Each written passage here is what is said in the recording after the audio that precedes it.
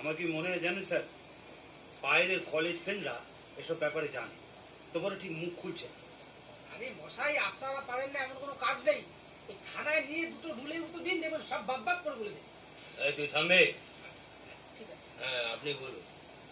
ব্যাপারটা কি হলো জানেন স্যার, কলেজের প্রিন্সিপাল মৃদুলবাবু আমাকে বলেছেন কলেজের কোনো স্টুডেন্টকে বেশি জোরাজুরি করা যাবে। আমরা যদি বেশি বাড়াবাড়ি করি তাহলে উনি চিফ মিনিস্টারকে জানাতে পারতেন।